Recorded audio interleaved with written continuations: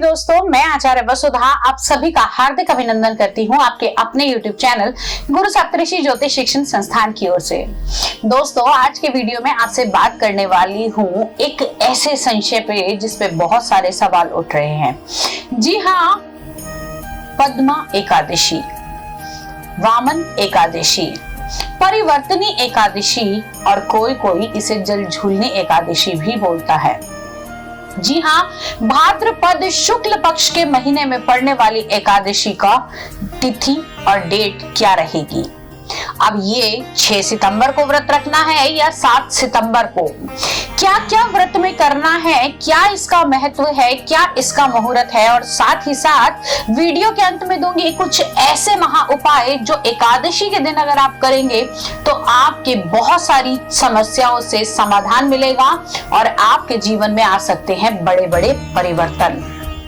तो परिवर्तनी एकादशी, वैसे तो सभी जानते हैं कि एकादशियों का विशेष महत्व भगवान विष्णु की पूजा से होता है, लेकिन ऐसा इसमें क्या है कि इसे परिवर्तनी एकादशी कहा। कहते हैं भगवान विष्णु इस चतुर्मास में क्षीर सागर में जाकर आराम करते हैं। यहाँ पर प्रभु अपनी शयन मुद्रा में होते हैं और सोते सोते व्यक्ति करवट भी लेता है। तो ये वही दिन है जिस दिन भगवान अपनी मुद्रा बदलते हैं, यानी कि करवट लेते हैं सोते हुए, इसलिए इस परिवर्तन को परिवर्तनी एकादशी कहा। इसमें वामन भगवान के वामन अवतार की, जी हाँ, 5वें अवतार की, वामन अवतार की पूजा की जाती है, इसलिए इसे वामन एकादशी भी कहते हैं। इसी दिन कहा जाता है कि माता यशोदा ने श्री कृष्ण जी के, जी हाँ, अपने लाला के कपड़े धोए थे, इसलिए इसे जल झूलनी एकादशी भी कहा जाता है। अब इस एकादशी का क्या महत्व है। परिवर्तनी एकादशी लेकर आती है आपके जीवन में कुछ नए परिवर्तन। अब ये परिवर्तन कैसे हैं और क्या करने हैं, इनको भी हम आज आपके सामने बताएंगे। तो परिवर्तनी एकादशी के दिन आप क्या क्या कर सकते हैं, आपको इस वीडियो को पूरा देखना पड़ेगा। सबसे पहले जान लेते हैं कि इस परिवर्तनी एकादशी की पूजा का विशेष मुहूर्त कब रहेगा।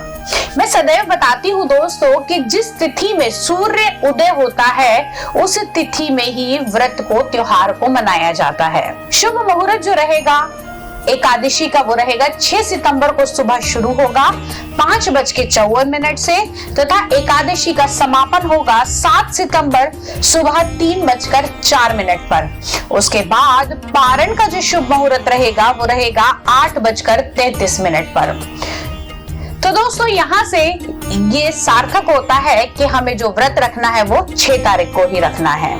अब इस व्रत के कुछ नियम होते हैं, जैसे कि यदि आप व्रत रख रहे हैं तो इस दिन साबुन का इस्तेमाल मत कीजिए, इस दिन सर मत धोइए, और अगर आप व्रत नहीं भी रख रहे तब भी उस केस में आपको इस दिन चावल नहीं खाने, बैंगन नहीं खाने, लाल मसूर की दाल नहीं खानी, और सबसे बड़ी बात, झूठ और ईर्ष्या, इन 2 चीजों से आपको बहुत बचकर रहना है। भगवान विष्णु की पूजा करनी है और भगवान विष्णु का ध्यान करना है। कहते हैं जगत के पालनहार भगवान विष्णु हैं और पालन करने के लिए धन की आवश्यकता होती है और धन देती है माँ लक्ष्मी। जी हाँ, भगवान विष्णु और माँ लक्ष्मी की अगर पूजा की जाए तो आपके जीवन के बहुत सारे सवाल हल हो सकते हैं। अब ऐसे ही एकादशी पर आप कौन कौन से उपाय कर सकते हैं वो भी आपको इस वीडियो में बताऊंगी, लेकिन उससे पहले जान लीजिए कि इसे वामन एकादशी क्यों कहा जाता है। छोटी सी कथा के रूप में बताऊंगी। पूरी कथा अगर आप श्रवण करना चाहते हैं तो हमारे चैनल पर एकादशी की पूरी कथा, वामन अवतार की पूरी कथा आपको हमारे चैनल पे मिल जाएगी, यदि आप व्रत के दौरान कथा सुनना चाहते हैं। वामन एकादशी इसलिए कहा जाता है क्योंकि इस दिन भगवान ने अपने वामन अवतार से बलि को तारा था। जी हाँ, भगवान ने 3 पग भूमि मांगी राजा बलि से, और उन्होंने भी उन्हें बच्चा समझकर वो 3 पग भूमि देने का वादा कर दिया। अब वो तो भगवान थे ना, उन्होंने 1 पग में पूरी धरती नाप ली, दूसरे पग में पूरा आकाश और तीसरे पग के समय बोले राजा बलि से कि बताओ राजन, अब ये पैर कहाँ रखूं। तब राजा बलि ने कहा कि कोई बात नहीं, आप अपना पैर मेरे मस्तक पर रख लीजिए। जैसे ही प्रभु ने अपना पैर उनके मस्तक पर रखा तो राजा बलि वहीं धंस गए। लेकिन प्रभु ने उनकी भक्ति देखी और कहा कि आप यदि अपने लिए कोई वर मांगना चाहते हैं तो आप मुझसे मांग सकते हैं। क्योंकि राजा बलि भगवान के बहुत बड़े भक्त थे, तो अपने भक्त को वरदान देना तो प्रभु का पहला धर्म रहता है। तो प्रभु ने इससे कहा कि क्या मांगना चाहते हो। तो राजा बलि ने कहा कि प्रभु मैं ये चाहता हूँ कि मैं जो भी दरवाजा खोलूं आप मुझे सामने ही दिखाई दिए। तो प्रभु ने कहा कि कोई बात नहीं, आज से मैं तुम्हारा द्वारपाल, तुम्हारा गेट कीपर बन जाऊंगा। ऐसे हैं भगवान विष्णु, ऐसे हैं श्री कृष्ण जो अपने भक्तों के लिए, उनके लिए उनका द्वारपाल बनने को भी तैयार हैं। तो ऐसे ही प्रभु की एकादशी के दिन आपने अगर अनजाने में भी कोई पाप किया है तो एकादशी का व्रत करने से आपको उस पाप से मुक्ति मिल सकती है। लेकिन जब इतना विशेष दिन है तो इस विशेष दिन कुछ विशेष उपाय भी किए जाने चाहिए।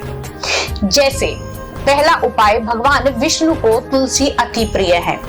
यदि आपके घर के अंदर कलह कलेश रहता है, आपस में लोगों की बनती नहीं है, बहुत परेशानियां हो रही हैं, तो एकादशी के दिन शाम के समय एक आटे का दीपक बनाइए और उसमें 4 मुंह की बत्ती, जी हाँ, जो दीपक बनना चाहिए वो 4 मुंह का दीपक बना के आप भगवान विष्णु का नाम लेके मां तुलसी के आगे देसी घी का दीपक वो जला दीजिए और इससे ये अर्चना कीजिए कि हे भगवान, मेरे घर के चारों कोनों में सुख, शांति और समृद्धि बनी रहे। तो निश्चित ही आपके घर के अंदर कलह कलेश खत्म होगा और सुख शांति बढ़ेगी। अगर आपका कारोबार नहीं चल रहा, व्यवसाय से जुड़ी हुई कोई भी समस्या आ रही है, तो इस दिन आपने एकादशी के दिन एक गेहूं के आटे की रोटी बनाइए। कोशिश कीजिए कि उसके अंदर जौ का आटा भी आप मिश्रित कर सके। उसके बाद में उस पर देसी घी और गुड़ की शक्कर, अगर गुड़ की शक्कर ना भी मिले तो गुड़ रखकर आप गाय को खिला दीजिए और ये मनोकामना कीजिए कि मेरे काम धंधे में, मेरे व्यवसाय में जो भी रुकावट आ रही है वो जल्दी ही समाप्त हो जाए। अब इसी एकादशी के दिन भगवान विष्णु और मां लक्ष्मी की पूजा करके, गुरु के मंत्रों का जाप करके आप मन चाहे वर की प्राप्ति भी पा सकते हैं या मन चाहे स्त्री की प्राप्ति भी कर सकते हैं। अब अगला उपाय, अगर आप बहुत लंबे समय से बीमार हैं तो इस दिन भगवान विष्णु का गायत्री मंत्र इस प्रकार है, ओम नारायण विद्महे वासुदेवाय धीमहि तन्नो विष्णु प्रचोदयात्। जी हाँ, इस मंत्र का जाप अगर आप करेंगे तो निश्चित ही आपकी प्रॉब्लम सॉल्व हो जाएगी। क्योंकि इसे वामन एकादशी भी कहा जाता है, तो इस दिन आप एक मंत्र का जाप और कर सकते हैं, ओम नमो भगवते वामनाय।